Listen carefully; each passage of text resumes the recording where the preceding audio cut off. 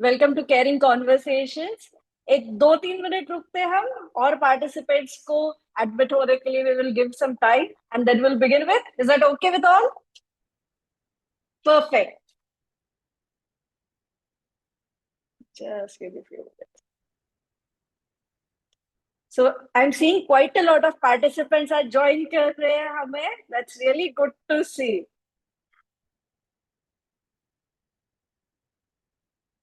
सो मैं तब तक रिक्वेस्ट करूंगी आप सब लोगों से कि आप आपके ऑडियोज है वो म्यूट पे रखिएगा। Keep your audios on mute. Keep your videos on. We'd like to see his lovely faces.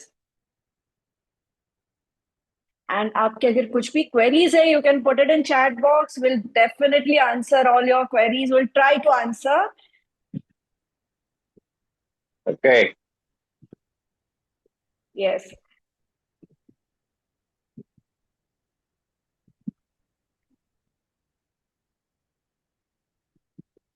I think there is live transcript also.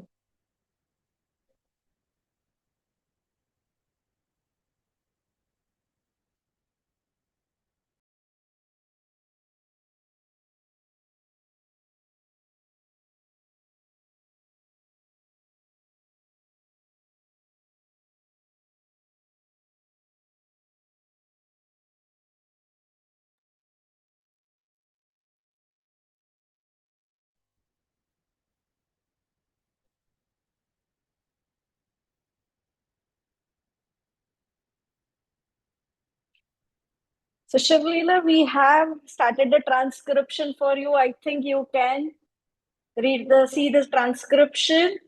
We are trying our best, what we can.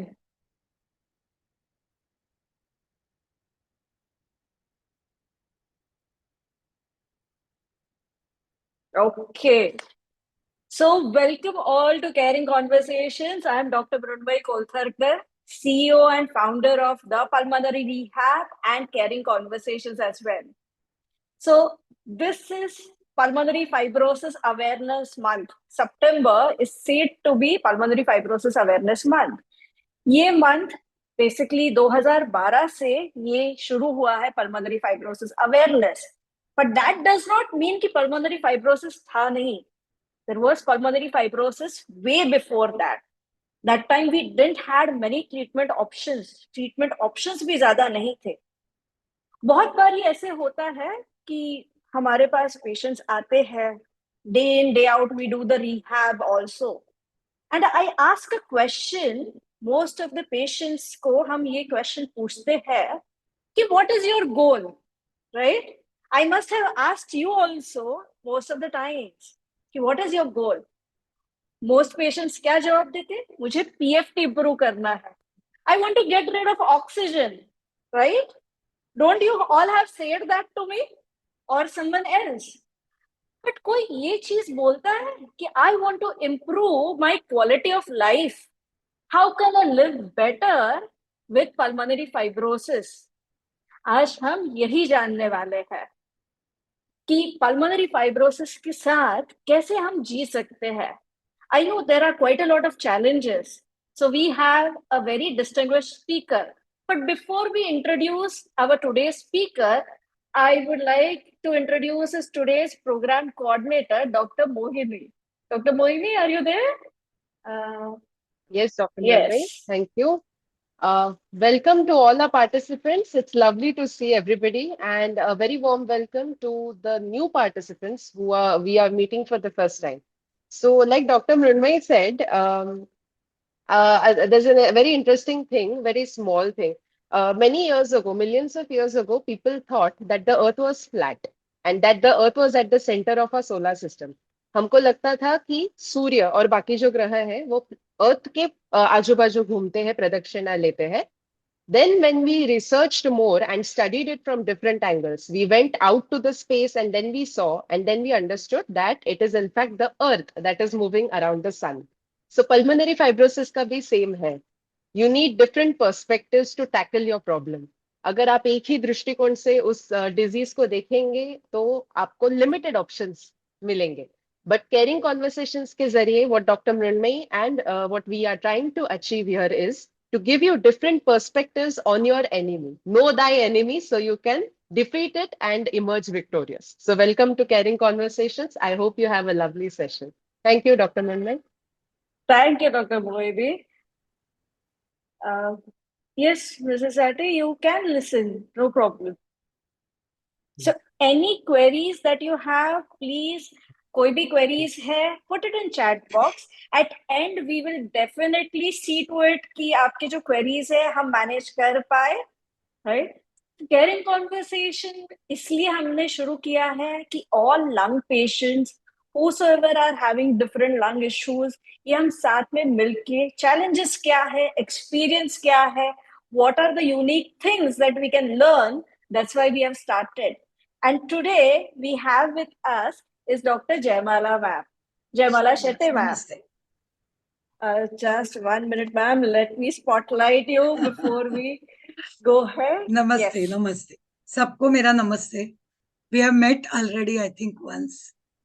Yes. So Jaimala ma'am was earlier also a speaker with us. And Jaimala ma'am is not only associate professor at KEM Hospital and Physiotherapy Center at Parel. She is also a FAMER fellow. She's certified lymphedema therapist. She's a faculty for medical education, technology and research methodology by MUHS. And she is acting member, secretary of Institutional Ethics Committee in KEM Hospital for almost 7 years. She's done her graduation from KEM Hospital and masters from Sion Hospital, and total of 37 years of experience she has. So hats off to that, ma'am. She is a PG guide, a PhD guide. She has quite a lot of national and international publications, and very few people would know the fact that she is my teacher as well as Dr. Moini's teacher also. So grand welcome to you, ma'am. Thank We you. are really grateful to have you here today. Thank you, Dr. Mrunmai, for that introduction. And I've come here as your teacher only, actually. Yes, ma'am. No one can take that away. Yeah. Okay, so we will start with today's presentation. Yeah. I'll share the screen. Yes, please. So हम जो questions है हम end में we will take care of it. If you have any doubts, any queries, feel free to ask. Feel free to put it in chat box. I'm sure आज बहुत सारे tips, बहुत सारी चीजें आपको सीखने मिलेंगी. All over to you, ma'am. Thank you, We can see Mrunmai. your PowerPoint. Thank you. Can you see? Yes, perfect. Okay. Thank you very much, Mrunmai, for calling me here. And you know that respiratory system is very dear to me. I love talking to patients, and I've been doing that for last 30 years. So I'm thankful to you for giving me this opportunity. Pleasure, ma'am. तो आज हम क्या देखने वाले हैं? I think Hindi and English would be better, no? Yes, Hindi. ma'am. Most of our patients would understand Hindi and English, so combination would be much better. Okay. So this particular slide I have put today purposely. ये slide में क्या दिखता है कि सब एक के ऊपर एक हाथ रख के कुछ डिसाइड कर रहे हैं. So similarly, when we are going to talk about caring conversation, we are going to talk about group therapy, or we are going to talk about support groups. तो support group का मतलब क्या है कि हम एक साथ मिलके अपना जीना आसान करेंगे. हमारे जैसे बहुत है जिनको तकलीफ है, ऐसे नहीं कि मुझे ही तकलीफ है. सबको लगेगा कि मेरी तकलीफ बहुत बड़ी है, लेकिन सब लोग कुछ ना कुछ तकलीफ में जा रहे हैं, और हम अगर एक दूसरे को साथ देंगे तो वो तकलीफ बहुत कम हो सकती है. So we are here now to see some of the facts. Fibrosis क्या है? वी आर गोइंग टू, हम लोग किसके बारे में बात कर रहे हैं? तो फेफड़े का फाइब्रोसिस. ओके, फेफड़े में फाइब्रोसिस होता है मतलब क्या होता है? अगर हम हमारी बीमारी के बारे में जान ले ज्यादा तो हम उसका आसानी से सामना कर सकते हैं. अगर अंदर कुछ क्या चल रहा है वो पता ही नहीं तो क्या फायदा? फिर हम ऐसे ही लगेगा कि सिर्फ दवा लेना है और ठीक होना है, लेकिन ऐसी बात नहीं है. दवा तो एक छोटी चीज है, और भी बहुत चीजें हैं जो हमारी लाइफ अच्छी करने में, which will help us to improve our quality of life. And quality of life is not just disease related. There are lot of facets of it and we are going to see that. तो quality of life, हमारा जीवन का स्तर अच्छा करने के लिए हम क्या क्या कर सकते हैं वो अभी हम देखेंगे। तो पहली बात तो यह है कि जानना कि क्या होता है पल्मोनरी फाइब्रोसिस में। क्या होता है कि हमारे फेफड़े के अंदर हमारा जख्म कैसे होती है, वैसे जख्म होती है ऐसे समझो, फिर उसमें फाइब्रोसिस हो जाता है तो वो सिकुड़ जाते हैं। तो अगर फेफड़ा सिकुड़ जाता है तो जाहिर है कि हवा कम जाएगी अंदर, और हवा कम जाएगी तो ऑक्सीजन कम जाएगा, और ऑक्सीजन हमको कम मिलेगा, और ऑक्सीजन के बिना तो हम सांस नहीं ले सकते। हम जो सांस लेते हैं उसमें ऑक्सीजन ही है। तो क्या होता है कि देखो अभी ये चाय की छासनी है, और उसमें से हम चाय डालते हैं, आसानी से नीचे आती है। लेकिन अगर उसमें ये ऐसे पत्तियां बैठ जाएगी तो क्या होगा, चाय धीरे धीरे नीचे आएगी। एग्जैक्टली सेम कंडीशन ये अपना नॉर्मल लंग है। ये इसके जैसा है, स्ट्रेनर के जैसा, कि कुछ भी बीच में नहीं है, सिर्फ एक सेल लंग का है, एक सेल ब्लड वेसल का है, और ऑक्सीजन आसानी से आ जाता है अंदर। अब इधर क्या होता है, फाइब्रोसिस में क्या होता है कि ये दो लेयर के बीच में, ये ऐसे चाशनी में कैसे चाय इकट्ठा हो गई है पत्ती, वैसे पत्तियां इकट्ठी हो जाती है, फाइब्रोसिस हो जाता है। तो इसलिए जाहिर है कि ऑक्सीजन आने में डिफिकल्टी होगी, कठिनाई होगी। ओके। और ऑक्सीजन आने में कम है, लेकिन कार्बन डाइऑक्साइड निकल जाता है क्योंकि कार्बन डाइऑक्साइड इजीली डिजॉल्व होता है। तो फाइनली क्या होता है कि हमको ऑक्सीजन कम मिलता है, और यही एक फाइब्रोसिस का रिजल्ट है कि फाइब्रोसिस होता है तो ऑक्सीजन कम मिलता है। ये देखो, ये अपना नॉर्मल लंग है, ये काला है ऐसा, ये अपना डायफ्राम है, ये हार्ट है, ये शैडो, ये जो है वो हार्ट है, ये अलग डायफ्राम, लेफ्ट साइड का डायफ्राम है। ये सब नॉर्मल लंग का पिक्चर है। लेकिन फाइब्रोसिस जब होता है तो ये जो व्हाइट व्हाइट दिख रहा है ऐसे, ये सब फाइब्रोसिस है। जैसे कि वो चाय पत्ती मैंने बोली वैसे फाइब्रोसिस। तो ये जो बचा हुआ लंग है उसमें से हम आसानी से ऑक्सीजन ले सकते हैं बचे हुए लंग से। तो हमको क्या करना है कि ये ज्यादा से ज्यादा टाइम के लिए फंक्शनल रखने का है, अच्छा रखना है। अगर कम पड़ेगा तो ऑक्सीजन है ही हमारे पास, तो हमारे पास ऐसी बहुत सी चीजें हैं जिससे हम ब्रीदिंग थोड़ा इजी कर सकते हैं। ओके। ये स्कैन है, ये देखो नॉर्मल लंग का स्कैन है, और ये फाइब्रोसिस का है। इसमें डरने की कोई बात नहीं है। जो हुआ है वो अगर हमको मालूम होगा तो हम केयर ले सकेंगे कि नहीं, इधर ये मैं नहीं कर सकती, ये कर सकती हूँ सकता। ओके। तो वही हम आपको सिखाने वाले हैं, हम पढ़ने वाले हैं ये सब चीजें। तो क्या प्रॉब्लम्स आते हैं, मुझे कोई बता सकेगा क्या क्या प्रॉब्लम्स होती है फाइब्रोसिस होने के बाद? कोई भी अनम्यूट करके मुझे बता दो आपकी प्रॉब्लम्स, बाद में मैं इधर लिस्ट करूंगी सब प्रॉब्लम्स। क्या प्रॉब्लम्स होती है, आप अगर बताएंगे तो बहुत अच्छा होगा। We will interact.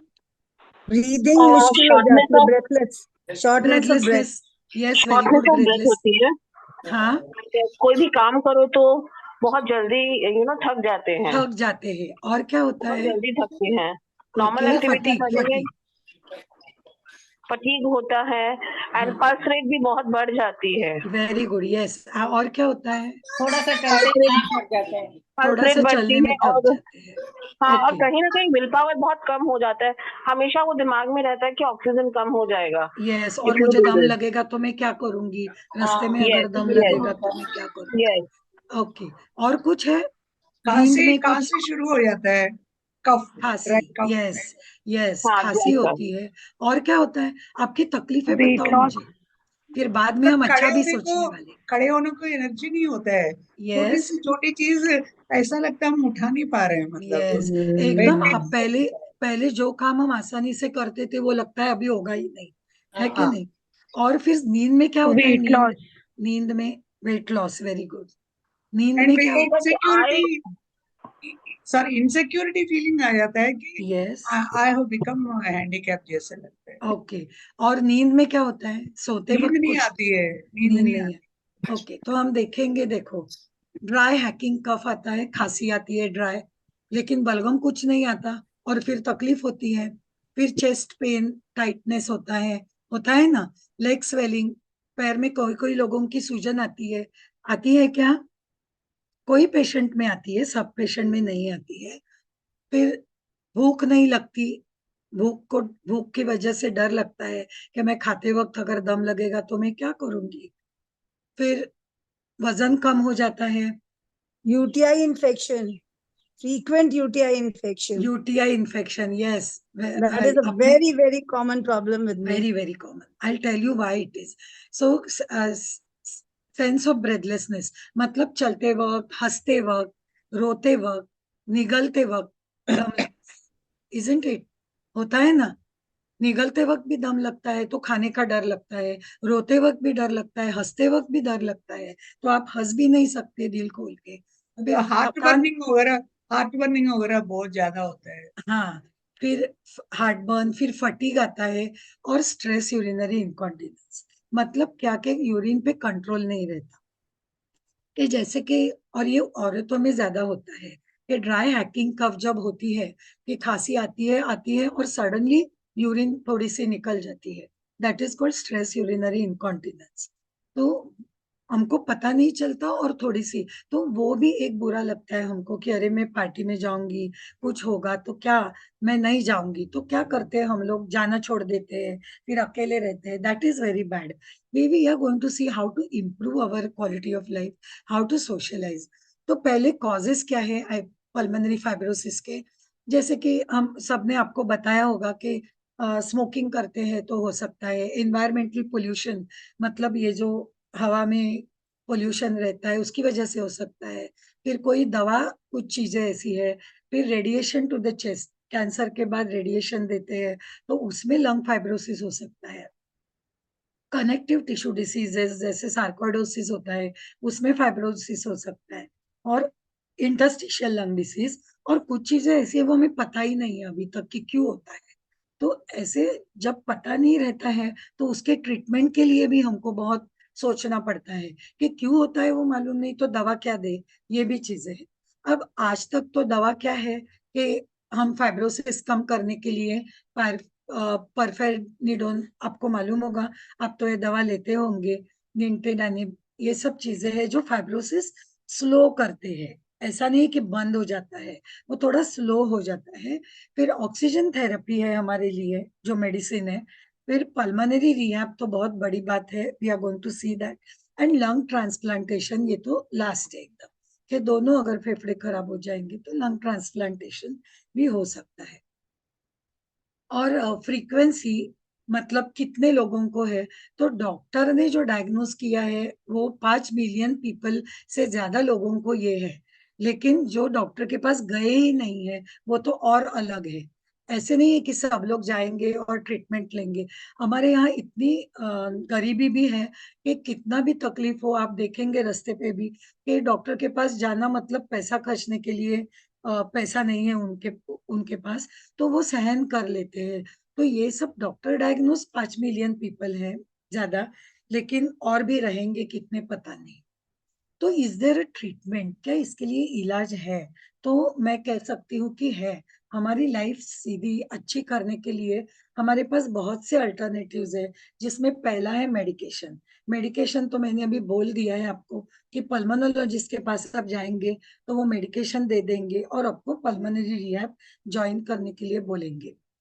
तो ये जो मेडिकेशंस है ये फ्यूचर स्कारिंग कम हो जाए इसके लिए है, कि आपको स्कारिंग कम हो जाएगा तो फाइब्रोसिस कम होगा, तो आपको ऑक्सीजन ज्यादा देर तक मिलेगा।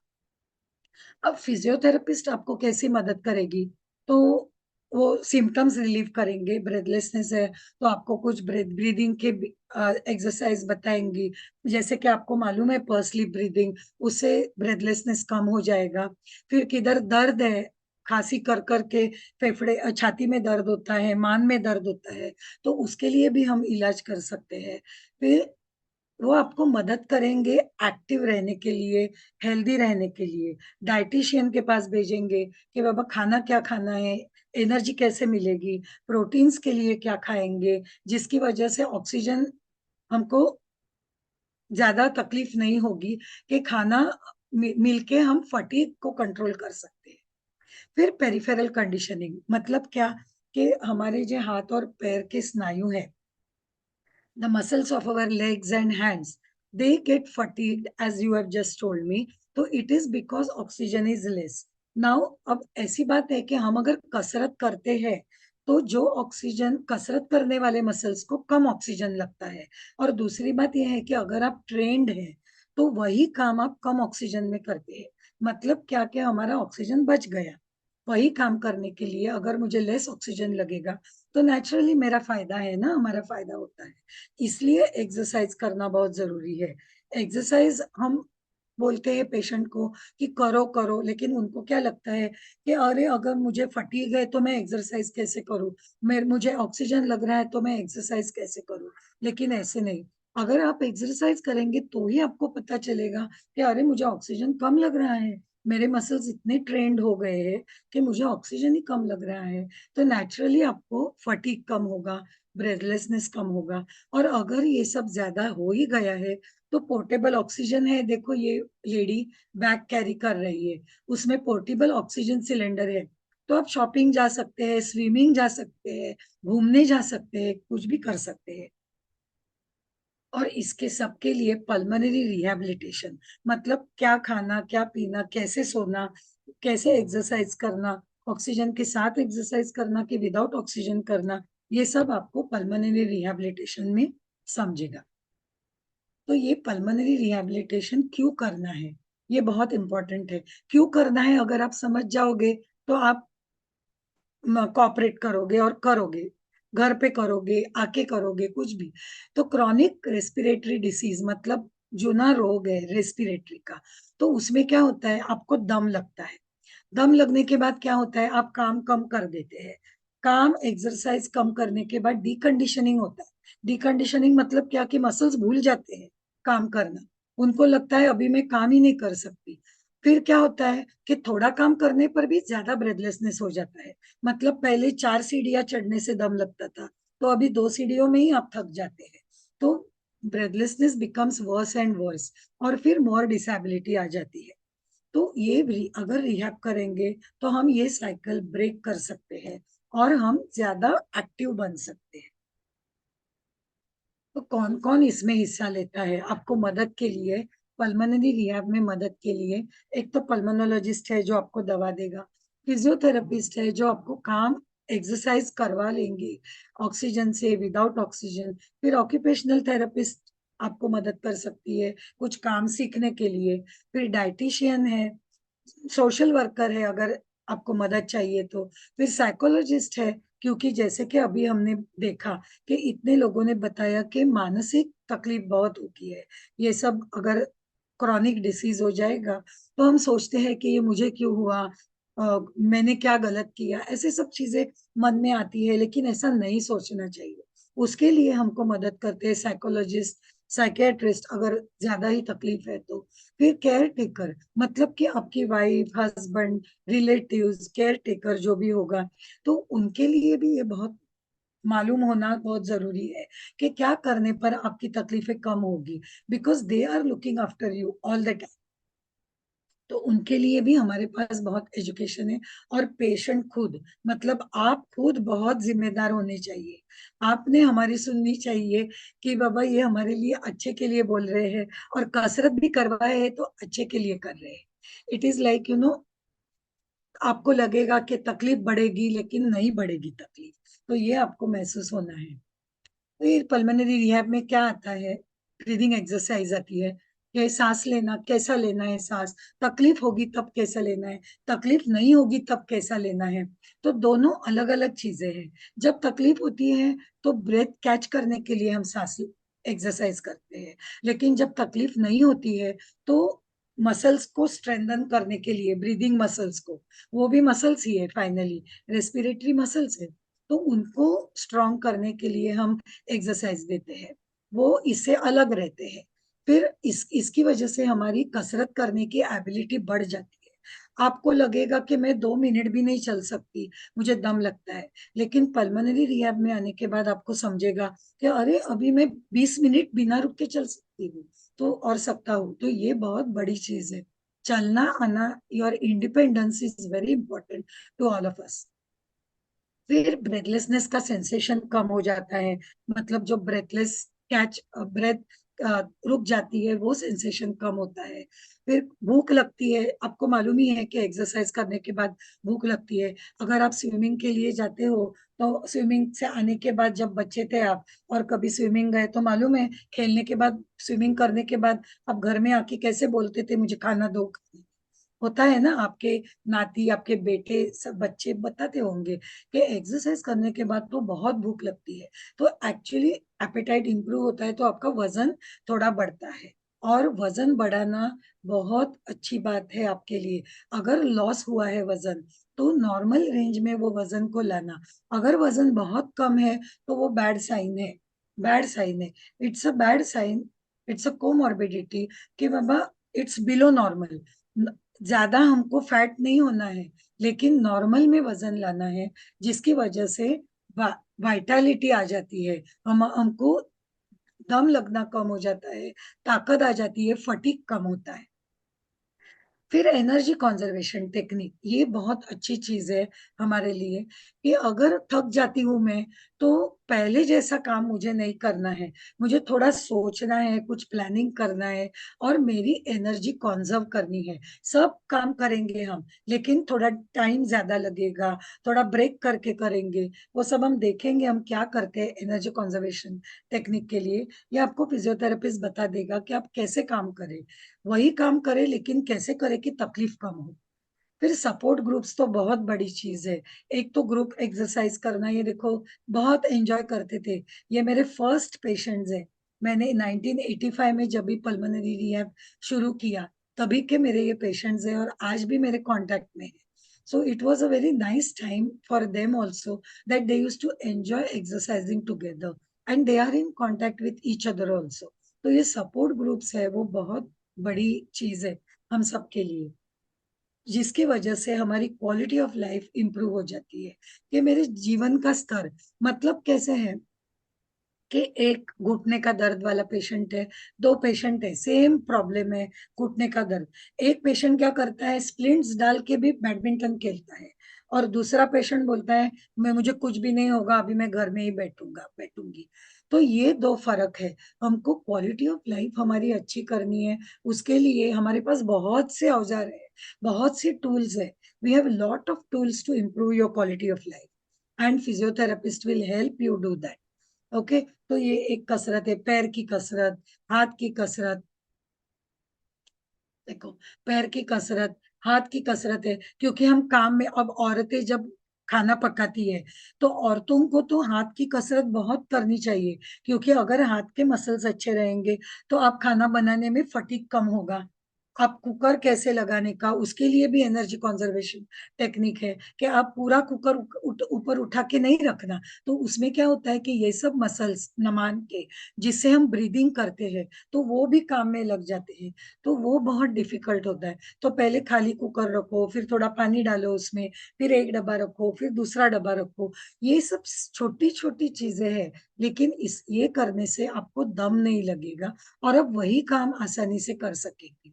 ओके, बिकॉज औरतों के लिए खाना बनाना तो बहुत बड़ी बात है, कि वो करना ही है मेरे फैमिली के लिए। और जो भी males also, those who cook, उनको समझेगा कि अगर ब्रीदिंग की तकलीफ है तो हाथ से काम करना बहुत मुश्किल है। और ऑफिस में अगर आपको फाइल उठानी है, कुछ काम करना है, तो उसके लिए आपके ये अपर एक्सट्रीमिटी मसल्स, ये जो है, ये कसरत बहुत जरूरी है। फिर ये हाथ और पैर की कसरत है। तो ये सब चीजें हैं हमारे पास आपको मदद करने के लिए। फिर ये क्या है, श्वसन का एक्सरसाइज।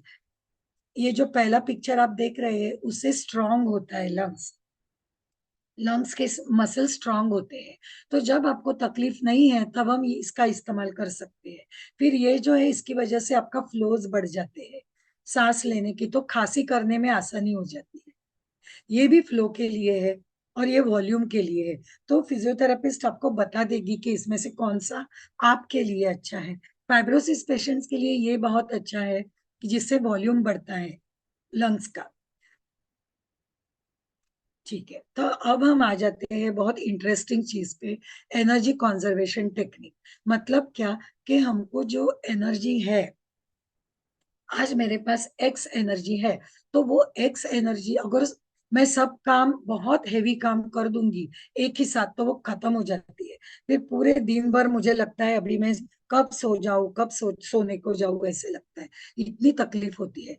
तो ऐसा हमको बिल्कुल नहीं करना है। हमको वो एनर्जी धीरे धीरे धीरे धीरे यूज करनी है, ताकि पूरा दिन हम फ्रेश रहे।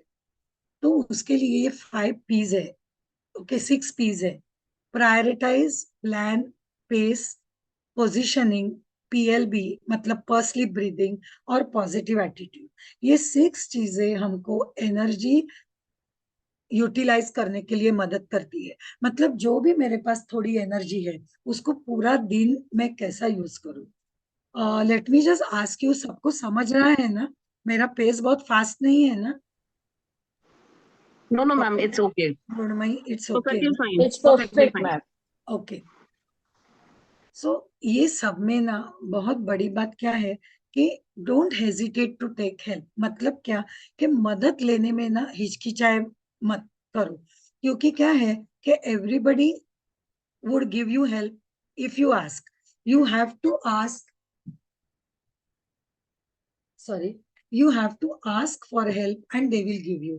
So लेकिन कैसे होता है कि हम ह्यूमन बीइंग्स को लगता है कि we have to be as independent as possible. तो जब तक हम तकलीफ नहीं है, तब तक हम मदद नहीं लेते हैं। तो वो आदत पड़ जाती है कि आई will do it my self, मैं खुद काफी हूँ मेरे लिए। लेकिन ये सब चीजें नहीं सोचने की। We have to take help and we have to give help, and that is why we need group therapy. In a group therapy we are becoming independent by being interdependent. सो हम इंटरडिपेंडेंट हो जाते हैं एक दूसरे पर, और दूसरे को ऊपर लाते वक्त हम खुद भी ऊपर आते हैं। तो don't hesitate to take help. That is the biggest thing in energy conservation. तो प्रायोरिटाइज मतलब क्या, कि आप सुबह उठने के बाद एक लिस्ट बना दो कि मुझे आज ये 5 चीजें करनी है, 5 काम करने हैं। चिवड़ा बनाना है, लादी पोछा करना है, फिर ऑफिस चल के जाना है, फिर मुझे बस में चढ़ना है। ये 5 चीजें हैं। तो अब ज्यादा, सबसे ज्यादा इम्पोर्टेंट चीज क्या है, वो सुबह के पहले टाइम करेंगे, जब भी हमारे पास बहुत फुल ऑफ एनर्जी है। और जो छोटी छोटी चीजें हैं, जो स्किप भी कर सकते हैं, अगर नहीं हुआ तो भी चलेगा, वो दिन के एंड में रखेंगे। तो क्या होता है कि हम फिर बाद में सोच सकते हैं कि अभी मैं थक गई हूँ, ये नहीं किया तो भी चलेगा, लेकिन इंपॉर्टेंट काम तो हो गया है। तो ये अगर हम प्लानिंग करेंगे दिन के पहले शुरुआत में, तो फाइनल नेचुरली हम सब चीजें कर सकते हैं। और धीरे धीरे स्लोली, मैंने इसलिए कछुए का डायग्राम डाला है, पिक्चर, के slow but sure. The whole thing is that you have to be slow but sure about all this. तो पेस करना है। फिर पोजीशनिंग, कौन से पोजीशन में आपको दम कम लगता है, ये आपको फिजियोथेरेपिस्ट बता देंगे।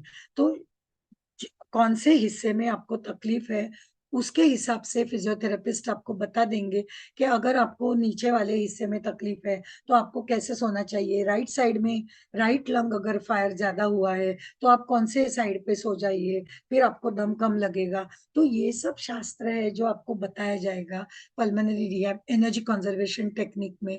फिर पर्सली ब्रीदिंग से आप अपना ब्रीदिंग इतना सरल कर सकते हैं कि आप काम करते वक्त पर्सली ब्रीदिंग करेंगे तो वही काम आप ज्यादा एनर्जी से कर सकेंगे और ज्यादा देर तक कर सकेंगे। मैं आपको एक बात बताऊं कि नॉर्मल लोगों पर एक एक्सरसाइज हुआ था, एक्सपेरिमेंट हुआ था, कि नॉर्मल लोगों को ट्रेडमिल पे चलाया गया। ट्रेडमिल मतलब जिसपे हम पट्टा चलने का रहता है ना, तो वैसा हम चलते हैं। तो ट्रेडमिल पे नॉर्मल लोगों को चलाया, और फिर देखा कि कितनी देर तक वो चल सकते हैं, कितना डिस्टेंस चल सकते हैं जब वो थक जाते हैं। फिर उनको पर्सली ब्रीदिंग सिखाया, और वापस दूसरे दिन वही वैसे ही चलाया थक जाने तक। और उन्होंने देखा कि पर्सली ब्रीदिंग करने के बाद वो डबल डिस्टेंस चले। तो ये तो नॉर्मल में है, तो पेशेंट में तो और हेल्प होता है कि पर्सली ब्रीदिंग करने से आप ब्रीदिंग को रेगुलराइज, सिंक्रोनाइज कर सकते हैं, और आप अपना ज्यादा काम निकाल सकते हैं उसमें। और पॉजिटिव एटीट्यूड तो आप सबको मालूम ही है, यहाँ बहुत ही बुजुर्ग लोग भी है। आपको तो मालूम है कि पॉजिटिव एटीट्यूड रखने के लिए बहुत ही, एक्चुअली आप पॉजिटिव एटीट्यूड रखेंगे तो एनर्जी बढ़ ही जाती है, लेकिन उसके लिए निर्धार बहुत जरूरी है, कि डिटर्मिनेशन, कि नहीं, we need to have this positive outlook towards life. तो इसमें क्या है कि लर्निंग न्यू बिहेवियर स्ट्रेटेजीज, कि वो काम मैं अलग तरीके से कैसे करूं। अगर कुकर लगाना है तो मैं कैसे लगाऊं, अगर बेडशीट डालनी है तो कैसे करूं, ताकि कम ऑक्सीजन में रुक रुक के वो काम अच्छी तरह से हो जाएगा। भले थोड़ा टाइम ज्यादा लगे, कोई प्रॉब्लम नहीं है, हमको किधर ट्रेन पकड़नी नहीं है, अपनी चीजें करना है, स्लो करेंगे तो भी चलेगा। Manage time with proper rest periods, रुक रुक के। अगर हाथ का कुछ काम किया बेडशीट डालने के लिए, तो थोड़ा पैर से कुछ काम करने का, ताकि पैर के मसल्स काम करेंगे, फिर थोड़ा हाथ का काम वापस करेंगे। तो ये सब प्लानिंग, प्रायोरिटाइजिंग, ये सब बहुत जरूरी है काम करते वक्त। ऐसे नहीं कि अभी ये काम होने के बाद ही मैं वो काम करूंगा, तो फिर क्या होता है, ये जिद्दी जिद्दी है, जिद्दी बिहेवियर है। वो जिद्दी बिहेवियर पहले निकालने की कोशिश कर देने का, कि ठीक है अभी ये नहीं जमता है, छोड़ दो, दूसरा कुछ ले लो, फिर वापस पहले काम की तरफ आ जाएंगे। तो ऐसे this is called managing time with proper rest period which prevents fatigue. तो फटीग आने तक काम ही नहीं करना है। अगर हाथ में फटीग आ गया तो थोड़ा पैर का काम करेंगे, चल के आएंगे, फिर वापस हाथ का काम करेंगे, पैर का फटीग आएगा तो ये सब चीजें हमको कोऑर्डिनेट करनी है एनर्जी कंजर्वेशन टेक्निक में। फिर slow down the pace of activities, बहुत धीरे करो, जल्दी जल्दी सीढ़ियां मत चढ़ो, धीरे चढ़ो। अब हमने 50 साल 60 साल हमने सीढ़ियां चढ़ी है, बहुत फास्ट चढ़ी है, अभी धीरे चढ़ेंगे, क्या है उसमें, ऊपर तो जाएंगे, that is more important. Reaching the top is more important then climbing fast, time is not at all important. Fitness के लिए हम देखेंगे तो कितना फास्ट चलते हैं वो जरूरी नहीं है, कितना डिस्टेंस चलते हैं वो जरूरी है। तो अगर ज्यादा डिस्टेंस चलते हैं तो आप ज्यादा फिट है, फास्ट चल के 2 मिनट में रुक जाते हैं, that is not at all fitness. फिर second is avoid unsupported arm movements. मतलब अगर बाल करने हैं हमको, अगर बाल कंघी करना है, तो ऐसा करने से अगर मैं टेबल पे हाथ रखूंगी और करूंगी, किस कबर्ड पे हाथ रखूंगी, दीवार को हाथ, these are small things but they are very very important to conserve energy. जब हम ऐसी कंघी करते हैं तो क्या होता है, ये सब मसल्स काम करते हैं, हाथ के सब मसल्स, मान के सब मसल्स। अगर मैं ये हाथ किधर टेक देती हूँ और कंघी करती हूँ तो क्या होता है, ये सब मसल्स रिलैक्स हो जाते हैं, तो वो ब्रीदिंग के लिए काम करते हैं। और फिर आपको लगता है कि अरे यही काम मैं आसानी से कर सकती हूँ, लेकिन ऐसा करूंगी तो दम लगता है।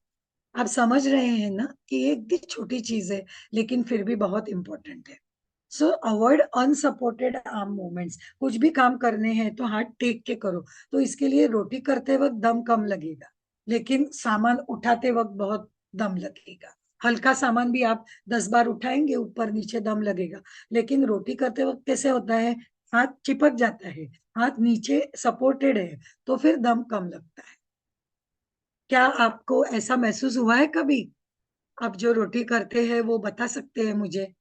मेरे पेशेंट्स तो मुझे बताते हैं कि आपने जो बोला वो सही था, कि हम ये करते वक्त मुझे, क्या आप में से किसी को ऐसा महसूस हुआ है कि आप अगर हाथ टेक के काम कुछ करेंगे तो दम कम लगेगा, लेकिन ऐसे अनसपोर्टेड किधर कुछ काम कर रहे हैं तो फिर आपको तकलीफ ज्यादा होती है, दम ज्यादा लगता है। ओके ना, इसके लिए और एक चीज है कि working platform should be between shoulder and waist. आपका जो काम का प्लेटफॉर्म है, किचन है, जो भी काम करना है, मतलब चीजें रखनी है, वो कंधा और कमर के बीच में रखनी है। तो हाथ ऊपर उठा के भी तकलीफ होती है और नीचे झुकने के लिए भी तकलीफ होती है। अगर प्लेटफॉर्म के नीचे आपने कुछ सामान रखा है तो झुकने में सांस बंद हो जाती है। आप ऊपर करते हैं तो अनसपोर्टेड आर्म मूवमेंट्स, ब्रीदिंग हो जाता है ज्यादा। तो इसके लिए आपको जो भी चीजें बार बार लगती है खाना बनाते वक्त, वो सब आपके प्लेटफॉर्म पे आनी चाहिए, ये रेंज में आनी चाहिए, कंधा और कमर के बीच में, जिससे आपको झुकना नहीं पड़े बार बार और आपको हाथ ऊपर भी नहीं करना पड़े बार। फिर ये सब चीजें हैं जिसकी वजह से आप ऑक्सीजन लेके बिना ऑक्सीजन घूम फिर सकते हैं। चाहिए तो बैठ लिया, अगर दम लगा तो बीच में बैठ लिया। ये बहुत ब्रेथलेसनेस होने वालों के लिए है।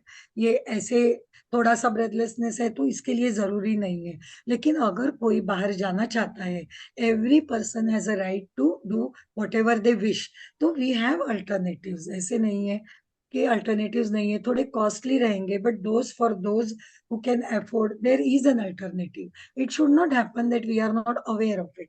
ना भी ये आदमी इधर गोल्फ खेल रहा है, ऑक्सीजन सिलेंडर है पीठ पे और गोल्फ खेल रहा है। So your leisure time activities also you can pursue. ये देखो यहाँ पे स्विमिंग कर रही है, ये पेशेंट स्विमिंग कर रही है, और ये फ्लोट वाला ऑक्सीजन सिलेंडर है। तो ये 1960 से चल रहा है, बट हमारे इंडिया में इतना नहीं था। तो अभी इंडियन पीपल, अपने लोग भी अभी ये सब चीजें यूज करने लगे हैं। आप देखेंगे ये शॉपिंग के लिए बाहर निकले हैं, तो husband and wife can go out. Even if the husband has breathlessness, pulmonary fibrosis, he is using this portable device, which will suffice for maybe 2 hours, 3 hours. He will come back within that particular time period. तो ये सब programming करना पड़ता है, and these you can buy. ऐसे नहीं कि oxygen लग गए तो घर पे बैठ गए, ऐसा बिल्कुल नहीं है। You can dance with oxygen, you can play with oxygen, you can swim with oxygen, you can sing with oxygen. तो ये है कि ग्रुप थेरेपी, सपोर्ट ग्रुप्स को चाहिए हमको। तो पहली बात यह है कि no one needs to go through the journey with pulmonary fibrosis alone. अकेले को जाना नहीं है, ट्रैवल नहीं करना है ये पल्मोनरी फाइब्रोसिस के जर्नी पर। हमको मालूम है कि pulmonary fibrosis is not going to decrease, it may remain static or it may increase, and we are going to face this reality that we are going to be short of oxygen, and still I am going to enjoy each and everything that I wish to with the help of oxygen or without oxygen. So meeting others living with pulmonary fibrosis and becoming a part of your local community can offer friendship and support. Friendship is very important, support is very important.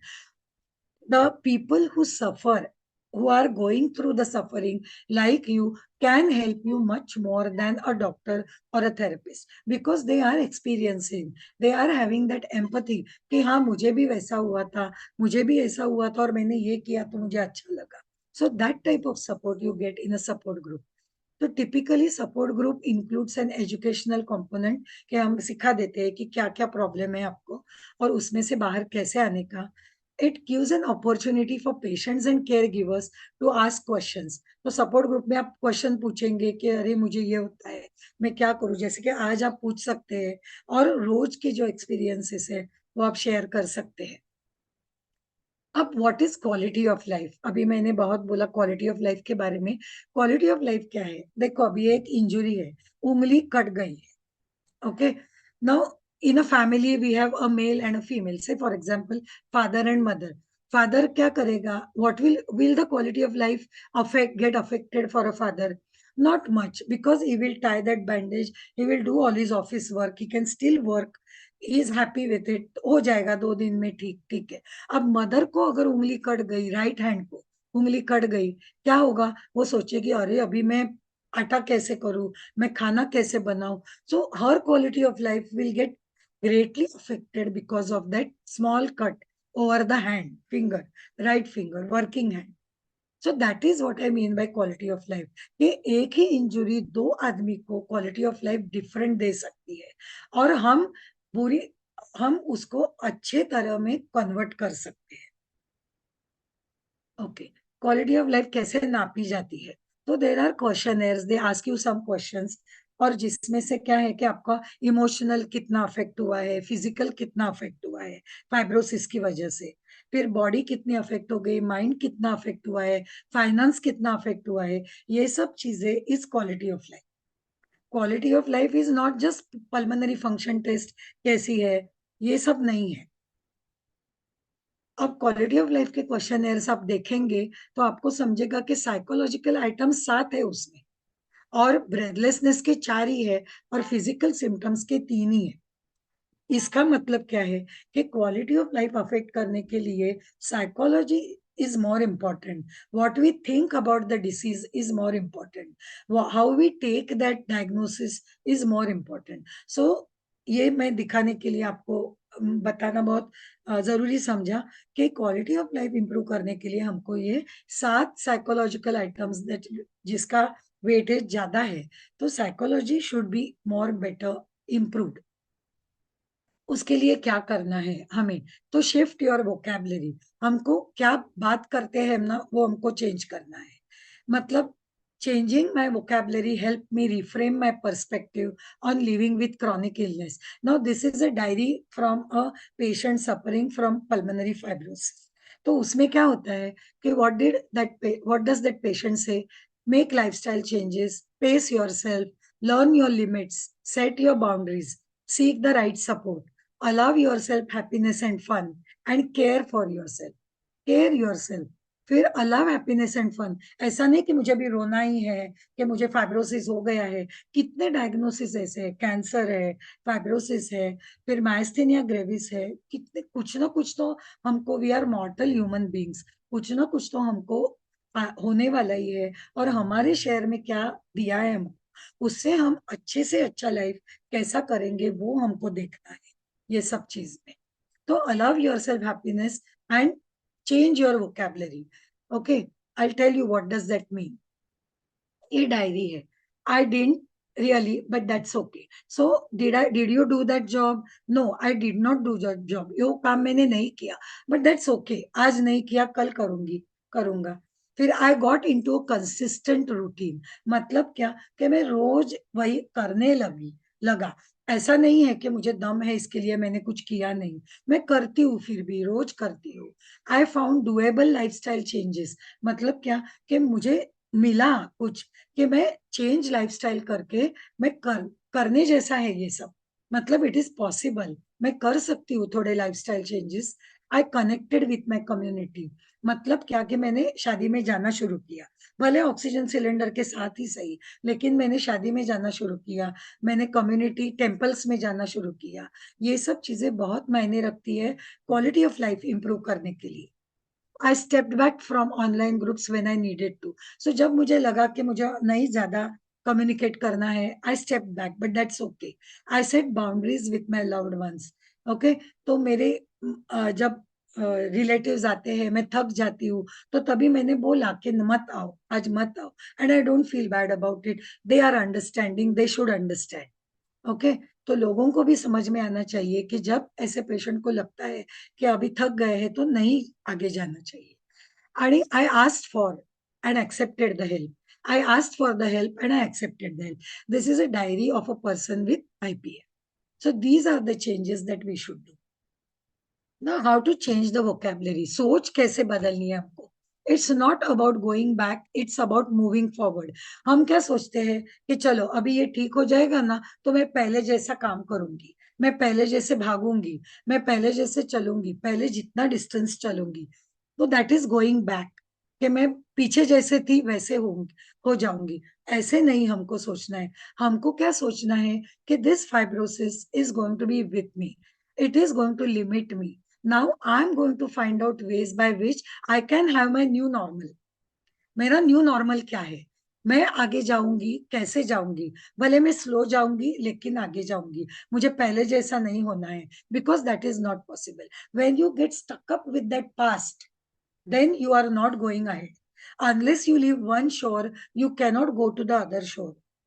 एक एक किनारा हम छोड़ते नहीं है तब तक हम दूसरे किनारे पे नहीं जा सकते हैं।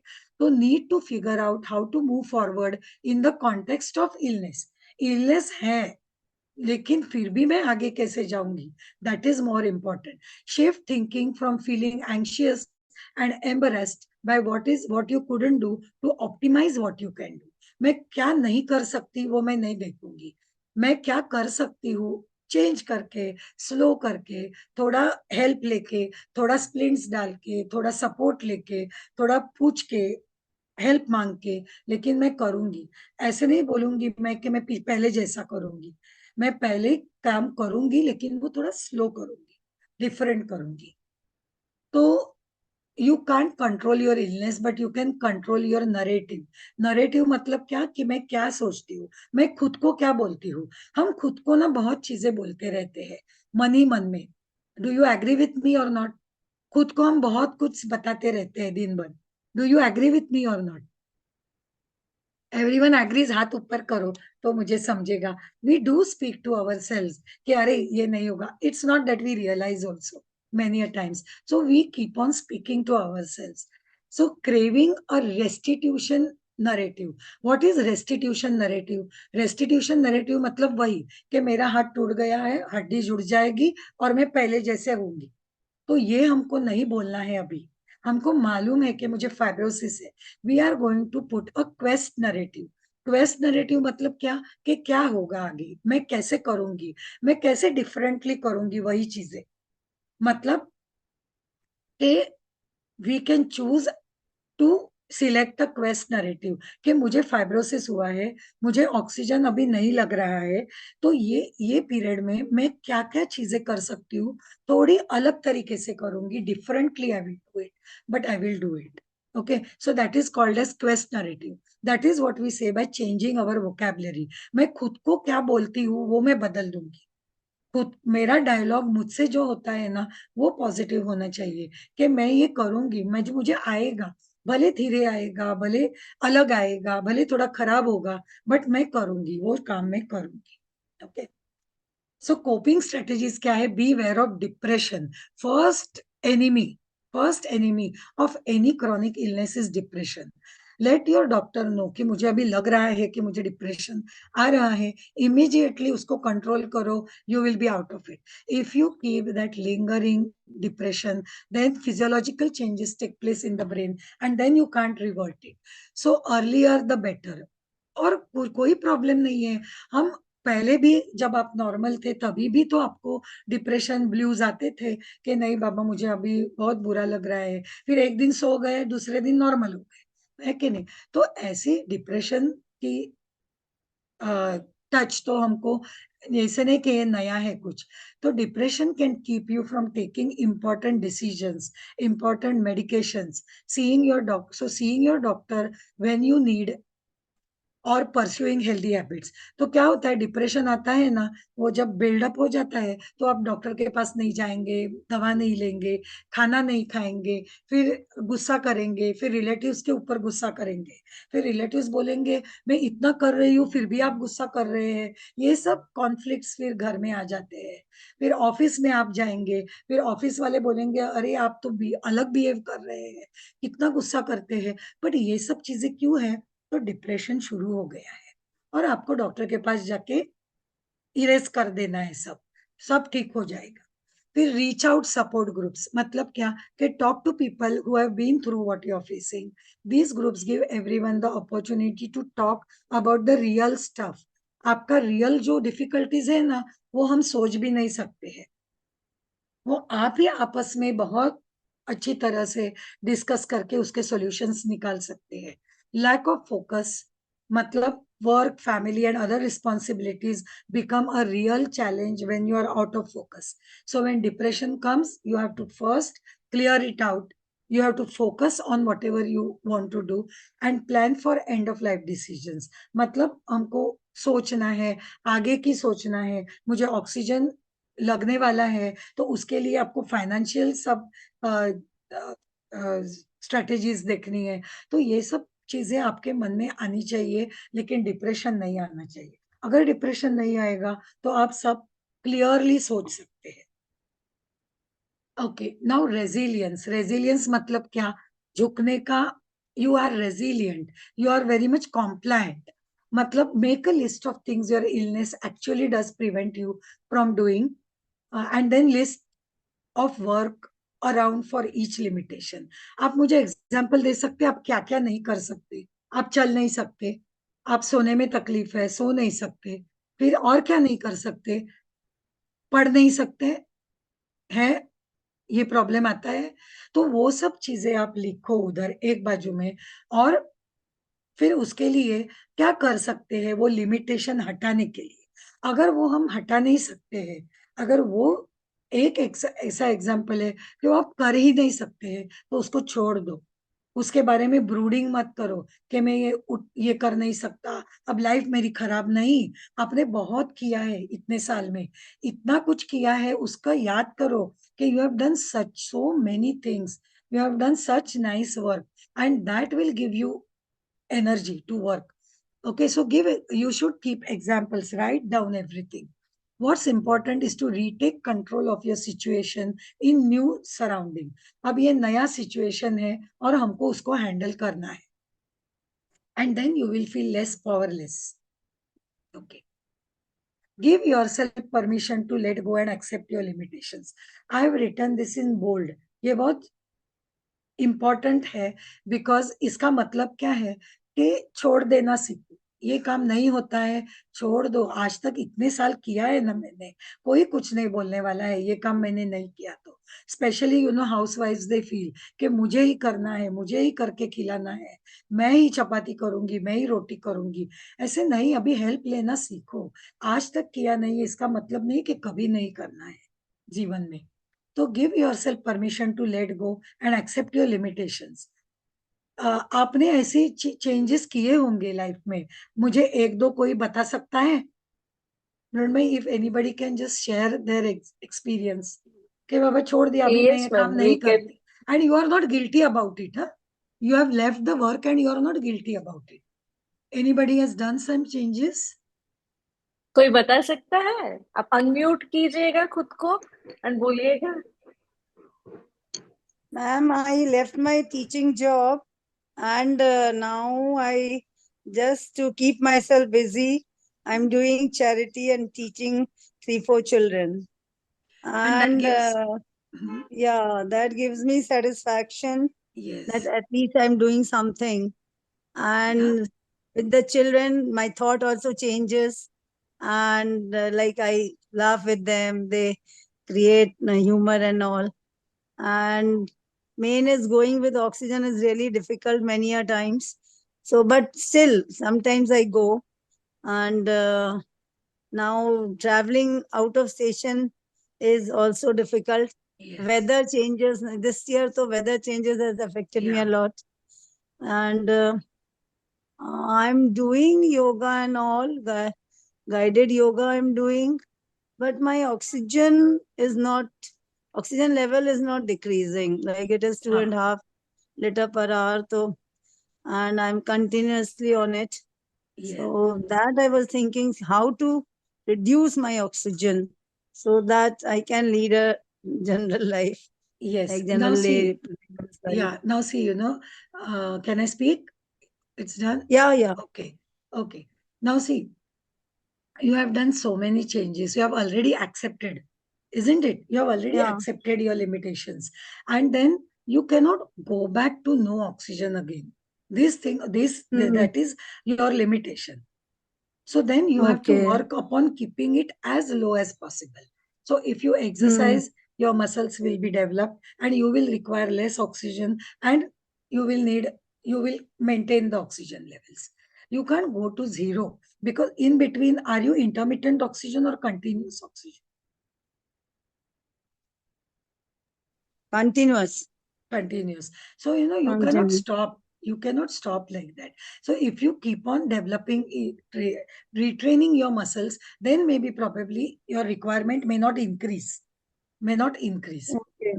Muscle loss is there, thigh muscle and arm muscle Exactly. loss is there. Exactly. That is what And I want to tell you. You lots have of to do. UTI, frequent UTI infection. Yeah, And exactly. because Yeah. I So what had a you have back to. surgery also, spine surgery also. Okay. So you have to do muscle building exercises, protein intake should be increased, and then you will find that you are comfortable with the same oxygen.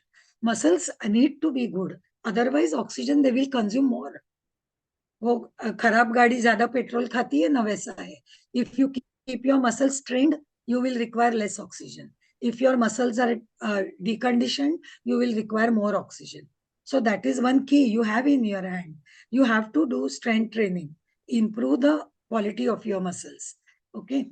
So you now see here what I'm telling you. You wake up each day with a certain number of spoons. ऐसे समझो कि तुम्हारे पास spoons है, you must have read this spoon theory, internet पे है वो। तो और ऐसे समझो कि एक काम किया तो एक स्पून गया, थोड़ा एनर्जी गया तो एक स्पून गया, और दिन के एंड में कम स्पून बचते हैं। तो इसके लिए हमको प्रायोरिटाइज करना है कि नहीं नहीं, अभी मेरे पास इतना है तो ये काम अब मैं नहीं करूंगी, दोपहर के लिए एक स्पून रख दूंगी। ओके, तो ऐसा है कि, और समझो कोई पार्टी के लिए आपको इनवाइट करता है तो आप बता सकते हैं कि मैं आधे घंटे के लिए ही आके जाऊंगी, फिर मुझे तकलीफ होती है। So write down everything that makes up who you are as a person, and that is empowering. कि मैं कौन हूँ, मैंने क्या किया है आज तक, और मैं आगे जाके भी कुछ करूंगा, थोड़ा बहुत छोटा छोटी चीजें लेकिन करूंगा, and that is very empowering. A 20-minute meditation is very important, which reduces the inflammatory markers. You all know that IPF में, पल्मोनरी फाइब्रोसिस में, फुल बॉडी में इन्फ्लेमेशन हो जाता है। तो ये इन्फ्लेमेटरी मार्कर्स कम हो जाते हैं अगर आप मेडिटेशन करेंगे तो। I think you all must be doing, immune system boost हो जाती है, तो इन्फेक्शंस कम रहते हैं। आपको ऐसा देखना है कि इन्फेक्शंस मिनिमम टाइम्स इन्फेक्शन हो। If you are resilient, only then you can sustain. आपको ये एग्जाम्पल मालूम ही है कि बहुत बड़ा ट्री है, पेड़ है, तो वो स्टॉर्म में गिर जाता है, लेकिन अगर आप रेजिलियंट है, वीड्स है, तो वो स्टॉर्म में survive होते हैं, because they will bend, they will allow whatever is happening and then again come up to life. Okay, तो ऐसे हमको कैसे होना है वो हमको सोचना है। 3 good things mantra. As soon as you wake up and before falling asleep at night, come up with 3 good things that happen to you during the day. Only 3 good things, and you will feel good. It helps to show you that it hasn't been all bad. So सब बुरा ही है ऐसा कुछ नहीं है, अच्छी चीजें भी होती है, but we tend to forget those अच्छी चीजें, कि आज मैं एक सीढ़ी बिना रुके चढ़ सकी, that's a good thing that has happened. आज बात करते वक्त मुझे ज्यादा रुकना नहीं पड़ा, that is a good thing. छोटी चीज है। So life isn't about waiting for the storm to pass, but about learning to dance in the rain. All will agree? All will agree with me? Totally, man. Yeah. So Yeah, one ma'am. single thing that can make the most difference. This is my last slide, very important slide. And I like this because having good relationships is very important for your quality of life. That if you have friends, you are going to go through any difficulty, just as a extra thing, I'll tell you, I treat lot of psychiatric patients, convergent disorder patients.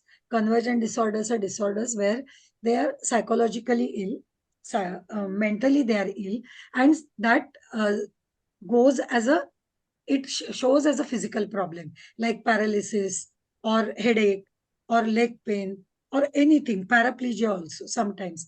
So these patients, let me tell you, for 30 years I have been treating these patients, and whenever I ask them एक friend का नाम बताओ, they say that I don't have friends.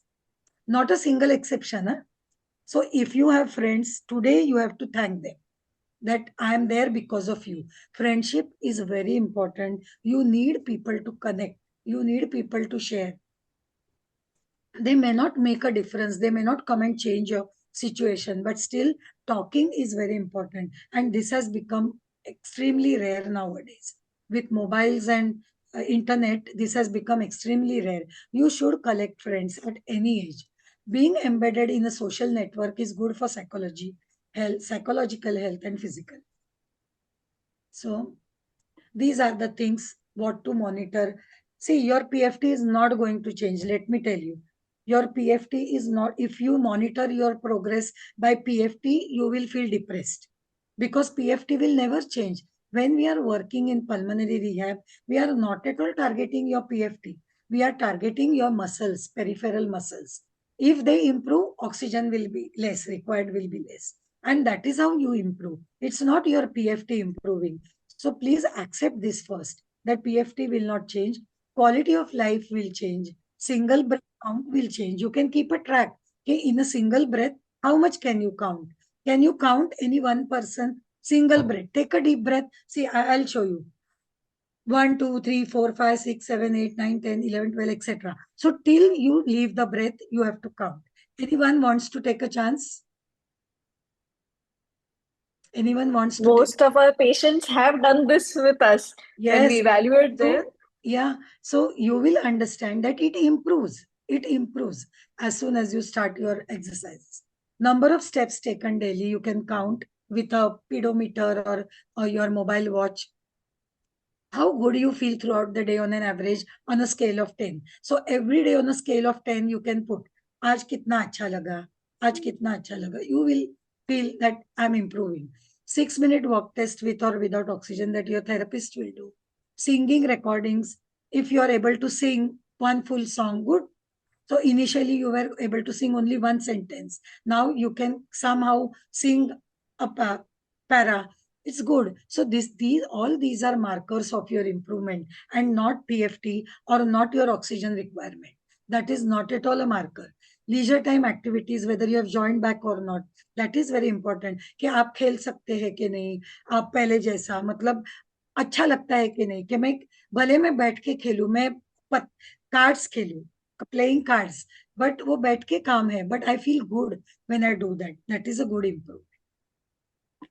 So if you come together in support groups, you can do lots of things which can change your life. Okay. Thank you, Mrunmayee. And if anybody has questions, they can ask me. Thank you, ma'am. We will definitely take questions, but before that, it was a lovely presentation, ma'am. And Thank you. I won't say ki it is only for lung patients, but quite a lot of learning that even I got. Okay, कि certain things जो है ऐसे ही नहीं है कि हमें lung problem होता है तो ही हम चीजें जान सकते हैं. Like simple things, meditation, what you mentioned. So here we start our day with meditation, and believe me, it has amazing effects. Even for ourselves, we do it. Yeah. So, ma'am, firstly, thank you very much for this My lovely pleasure. presentation. My pleasure. Everyone must be wondering why are we wearing blue also today. So it's pulmonary fibrosis awareness month चल रहा है जिसका theme blue color है, blue up for PF.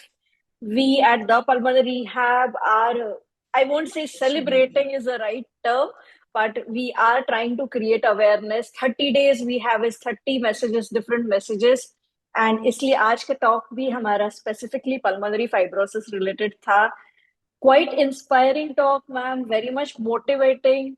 कि day to day life में क्या challenges आते हैं and how to deal with it. Thank you so much, ma'am, once again for today's informative session. My pleasure. I'm very happy to see all of them here enjoying. And thank you, Dr. Moini, for being an amazing program coordinator today. You managed it very well. And lastly, thanks to all our patients for this interesting conversation today that we had. We are hoping to see you next caring conversation next month with something again interesting that we'll bring you. Thank you, ma'am. Thank you for joining. Thank you so much. Thank you, everyone. Bye-bye.